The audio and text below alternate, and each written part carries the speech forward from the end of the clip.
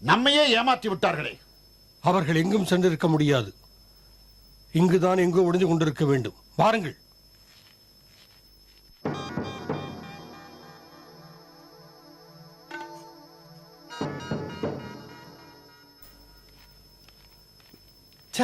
தளபதியாரே, இத்தனை பேர் சூழ்ந்திருக்கும் இந்த இடத்திலிருந்து அவர்கள் எப்படி தப்பி இருக்க முடியும்?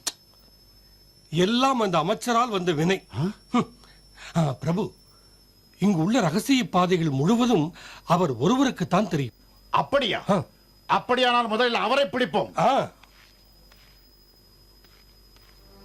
அமைச்சரே, உண்மையை சொல்லும். எங்கே அவர்கள்?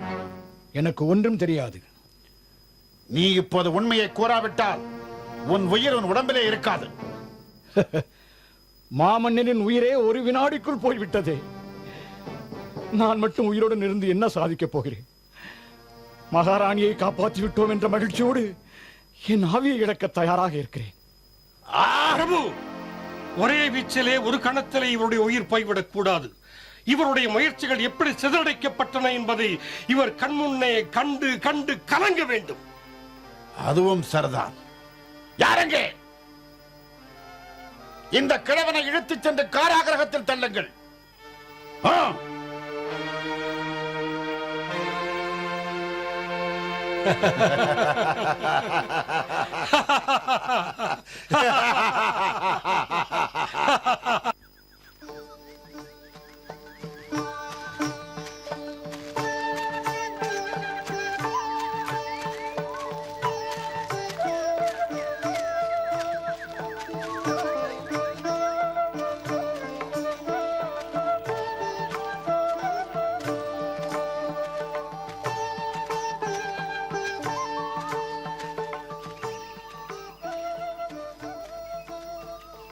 வாருங்கள் அம்மா, சீக்கிரம் வாருங்கள்.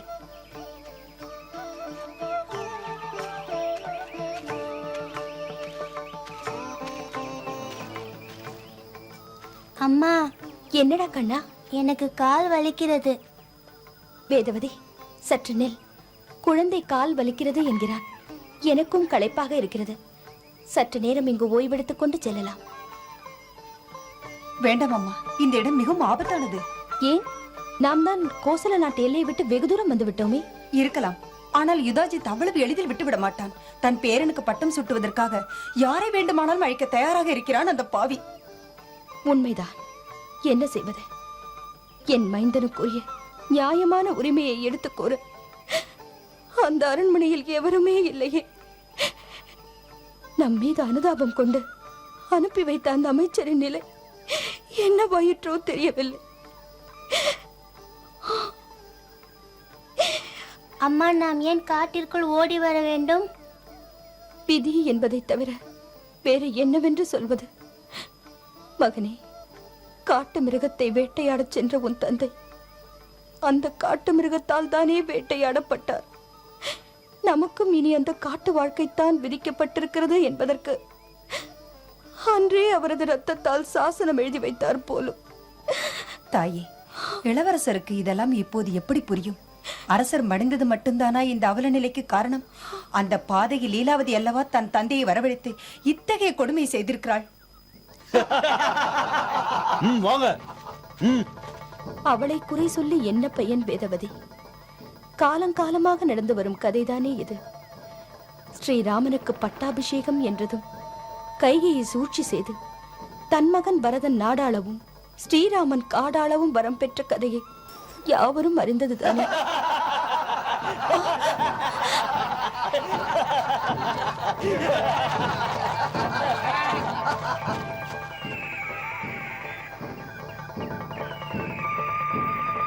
நில்லுங்கள். என்னை கொன்ற பிறகுதான் இவர்களை நீங்கள் நெருங்க முடியும். உங்க உயிர் எங்களுக்கு எதுக்கு? போட்டிருக்க நகையெல்லாம் ஒழுங்கா கலட்டி கொடுத்துரு. இல்ல, முதல்ல உயிரை எடுப்போம், அதுக்கப்புறம் தான் நகை எடுப்போம். எப்படி? முதல்ல நகையை கொடுக்குறீங்களா இல்ல உயிரையும் சேர்த்து கொடுக்குறீங்களா? வேதவதி,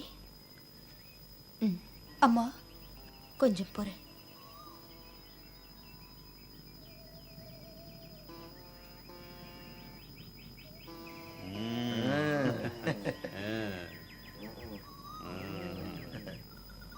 அவர்களிடம் கொடுத்துவிட.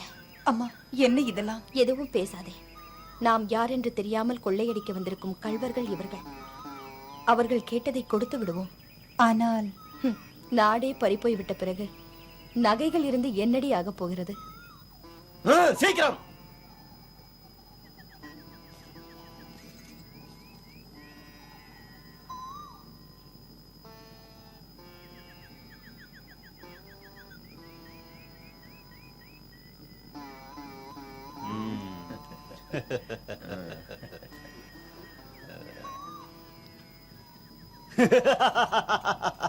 கொடு. உன்னகையும் கலட்டு.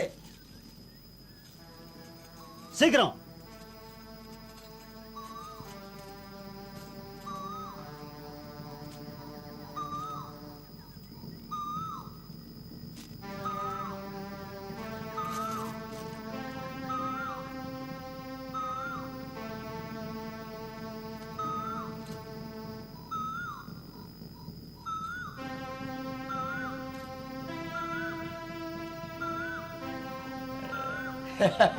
இது புத்திசாலித்தனம். பொழைச்சு போங்க.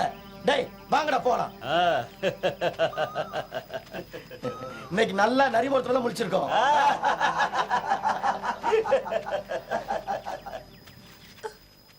வேதவதி, பெரும் நகைகள் போய்விட்டதற்காகவா வருந்துகிறாய்?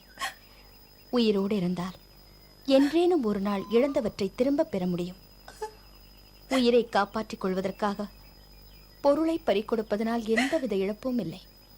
வா போகலாம்.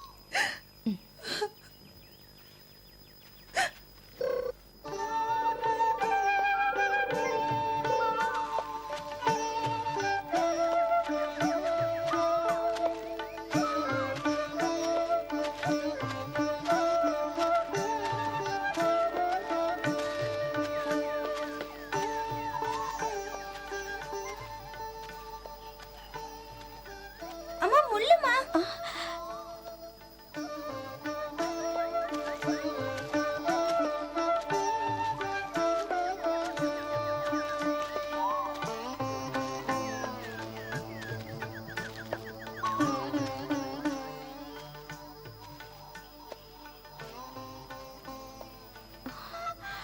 மகாராணி, மிகவும் களைப்பாக இருக்கிறீர்கள்.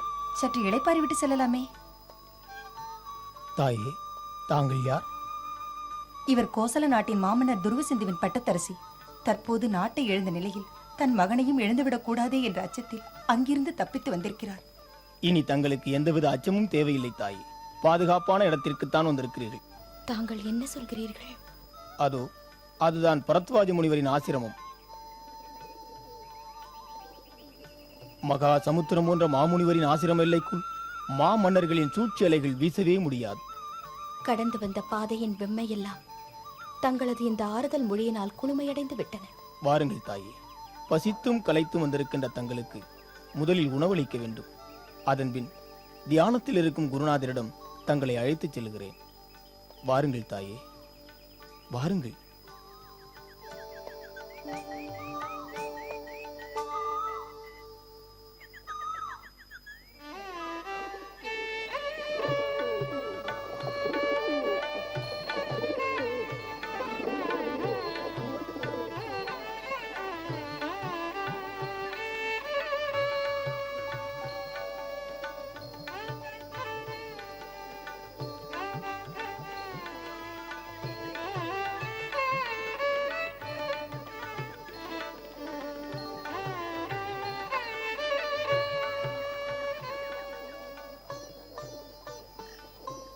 மகளே, உன் துயரக்கதையை கேட்டு துறவியான இனிதயமே பதறுகிறது என்றால் அதை அனுபவித்துக் கொண்டிருக்கும் நிலையை எப்படி வார்த்தைகளால் விவரிக்க இயலும்? பற்றிக் கொண்டிருந்த கணவன் என்ற கொழுகொம்பு ஒடிந்துவிட்ட நிலையில் தந்தை என்னும் பந்தலிலாவது தங்கலாம் என்று நினைத்தால் அதுவும் சிதைந்து விட்ட போது இந்த கொடுமையை யாரால் தாங்கிக் கொள்ள முடியும்?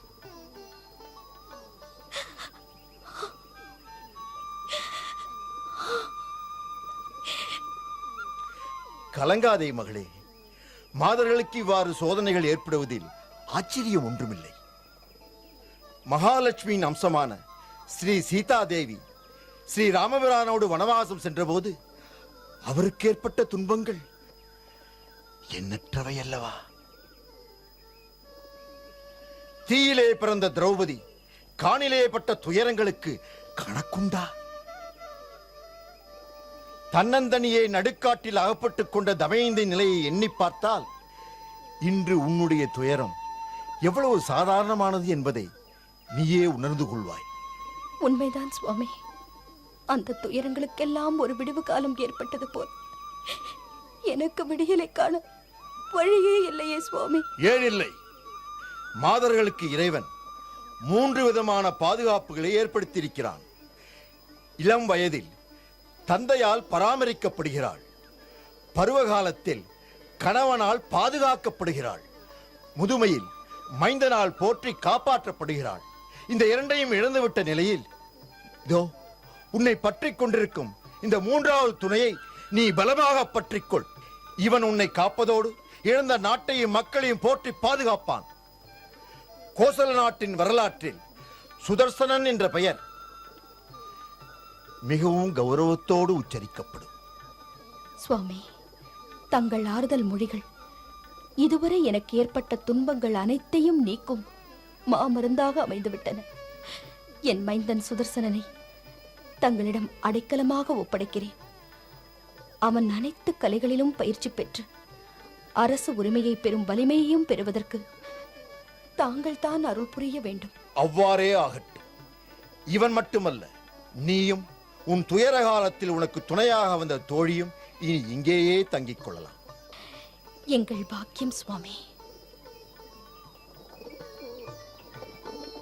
சக்தியின் அருள் உங்களுக்கு என்றென்றும் உண்டு.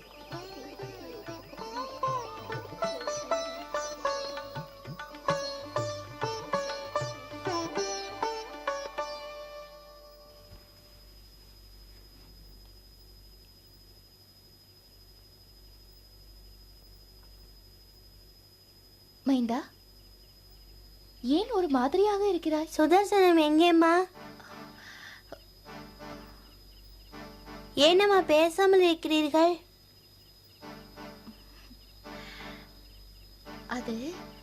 அது வந்து நீங்கள் தான் அடித்து விரட்டி விட்டீர்களாமே. இதெல்லாம் யார் உனக்கு சொன்னது? அப்படியெல்லாம் ஒன்றுமில்லை. நீ அரசனாக போவது அவர்களுக்கு பிடிக்காமல் அரண்மனையை விட்டே வெளியேறிவிட்டார்கள். இனிமேல் யார் எதை சொன்னாலும் நம்பக்கூடாது.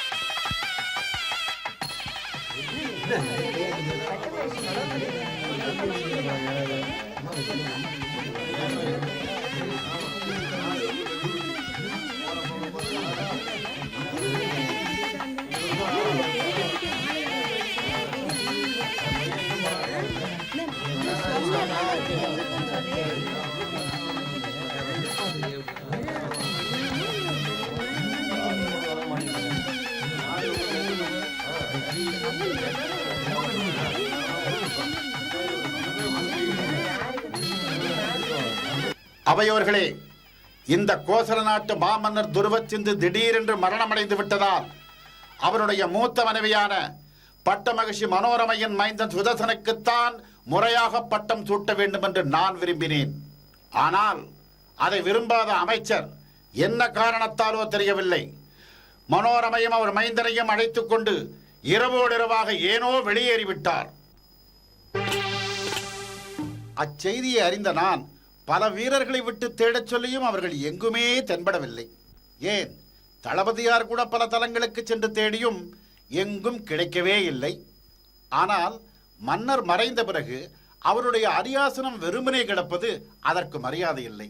அதனால் தான் மன்னரின் இளைய தேவியாரான என் மகள் லீலாவதியின் மைந்தன் சத்ருஜித்திற்கு மகுடம் சூட்டுவதென்று நான் முடிவுக்கு வந்தேன்.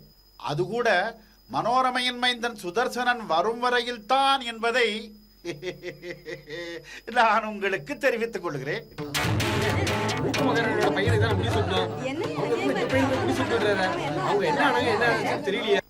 சபையோர்களே, ஏன் இந்த சலசலப்பு? எதை கேட்பதாக இருந்தாலும் வெளிப்படையாக இங்கு கேட்கலாம். உங்கள் சலசலப்பின் காரணம் என்னவென்பதை என்னாலும் சிறிது யூகித்துக் கொள்ள முடிகிறது. அதாவது, என்னதான் இருந்தாலும் மூத்த மகாராணியாரின் பிள்ளைக்குத்தானே உரிமை, இளையவளின் பிள்ளைக்கு ஏது உரிமை என்பதுதானே. மன்னவா, தாங்கள் ஏன் கவலைப்படுகிறீர்கள்? தங்களின் பெருந்தன்மையை கண்டு எங்கள் நாட்டு மக்கள் பெருமைப்படுவார்களே தவிர தவறாக நினைக்க மாட்டார்கள். உண்மைதான். இருந்தாலும் ஒரு சிறு வருத்தம். என்னது? பட்டமகிஷி மனோரமை தேவியாரும் அவர் மைந்தரும் இங்கு இல்லாததுதான். அந்த வருத்தம் எனக்கு மட்டும் இல்லை என்றா நினைக்கிறீர்கள்? அரியாசனத்துக்கு ஒரு அரசர் வேண்டுமல்லவா? அதற்காகத்தான் இந்த ஏற்பாடு. மன்னிக்க வேண்டும் மகாராஜா, அவசரப்பட்டு தாங்கள் இந்த முடிவுக்கு வந்திருக்க வேண்டாம் என்று நினைக்கிறேன். அப்படி என்றால் இன்னும் ஓரிரு நாட்கள் தேடி பார்த்துவிட்டு அவர்கள் கிடைக்கவில்லை என்றால் அதன் பிறகு தாங்கள் இந்த முடிவுக்கு வந்திருக்கலாம் அல்லவா? நல்ல யோசனைதான். ஆனால் உரிமையுள்ள இன்னொரு வாரிசு இல்லாமல் மாற்றான் ஒருவன் இந்த அரியாசனத்தில் அமர்வதற்கு அவசரப்பட்டிருந்தால் நீங்கள் கூறுவதற்கு அர்த்தம் உண்டு. சற்று சிந்தித்து பாருங்கள். என் பேரன் சத்ருஜித்தும் அந்த உரிமையை பெற்ற வாரிசு தானே. ஏன் மௌனம் சாதிக்கிறீர்கள்? மன்னர் கேட்கும் கேள்விகளுக்கு பதில் கூறுங்கள். தளபதியாரே, நம் நாட்டு மக்களுக்கு கேள்வி கேட்கத்தான் தெரியுமே தவிர கேள்விக்கு பதில் கூற தெரியாது. அதனால் தானே இந்த நாடு கேட்பாரற்று போயிற்று. அவையில் குதர்க்கங்கள் தேவையில்லை என்று நினைக்கிறேன். அப்படியானால் ஆக வேண்டியதை கவனியுங்கள் என்கிறேன். ஆமாம் மன்னவா, நல்ல நாளைக்கு முடிவதற்குள் முடிசூட்டும் விழாவை ஆரம்பிக்கலாமே. அவையோர்களே, என் பேரனுக்கு பட்டம் சூட்டுவதற்கு முன் உங்களுக்கு ஒரு வேண்டுகோளை விடுக்கிறேன். இங்கிருந்து சென்று விட்ட பட்டத்து ராணியையும் அவள் மைந்தனையும் உங்களில் யாராவது ஒருவர் தேடி கண்டுபிடித்து அழைத்து வந்தால் அவர்களுக்குரிய நியாயமான கௌரவத்தை நான் வழங்குகிறேன். இனி என் பேரனுக்கு பட்டம் சூட்டுவதற்கு எந்த ஆட்சேபனையும் இல்லையே. அரசே, ஐம்பேராயம் என்ற அரசு பிரதானிகளின் ஆலோசனை குழுவும் எமது கட்டுப்பாட்டில் உள்ள ரதகஜ துரகபதாதிகள் என்ற சதுரங்க சேனைகளும் தங்கள் பேரனை மாமன்னராக ஏற்றுக்கொள்ள விரும்பிய பிறகு தாங்கள் ஏன் வேண்டாததை எண்ணி வேதனைப்படுகிறீர்கள்? நடக்கட்டும் முடிசூட்டும் விழா. மிக்க மகிழ்ச்சி.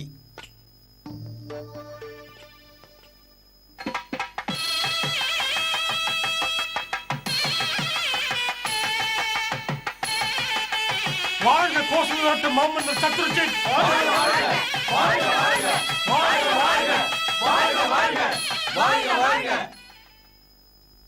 தந்தையே, தாங்கள் என் மைந்தனுக்கு முடிசூட்டு விழா நடத்தி வைத்தது பெரிதல்ல. இந்நாட்டு மக்கள் மனோரமை என்னவானால் சுதர்சனன் என்னவானான் என்பதிலேயே கருத்தாக இருக்கிறார்கள். உண்மைதான் மகாராணி. அவர்கள் நமக்கு பயந்து ஓடி ஒளிந்து கொண்டிருப்பது கோசல நாட்டு மக்களுக்கு இன்னும் தெரியாது. இந்த செய்தி மக்கள் மத்தியிலே பரவிவிட்டால் பிறகு விபரீதமாகிவிடும்.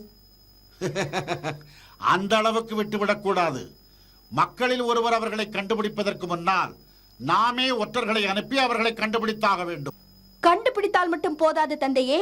என் கணவரின் சாம்ராஜ்யத்தில் வாரிசு உரிமை கொண்டாடும் மனோரமையும் அவள் மைந்தனையும் கண்ட துண்டமாக வெட்டி காக்கைக்கும் கழுகுக்கும் இரையாக்கி விட வேண்டும். அதில் உனக்கு என்னம்மா சந்தேகம்? அவர்கள் இதுவரையில் என் கையில் கிடைக்காததால் தான் இன்னும் உயிரோடு இருக்கிறார்கள். தளபதியாரே, அரசே, நாடு நகரமெங்கும் நம் ஒற்றர்களை அனுப்பி அவர்களை தேடச் சொல்லுங்கள். அவர்கள் எங்கே இருந்தாலும் அங்கேயே அவர்களை காணாமல் செய்து விடுங்கள். புறப்படுங்கள்.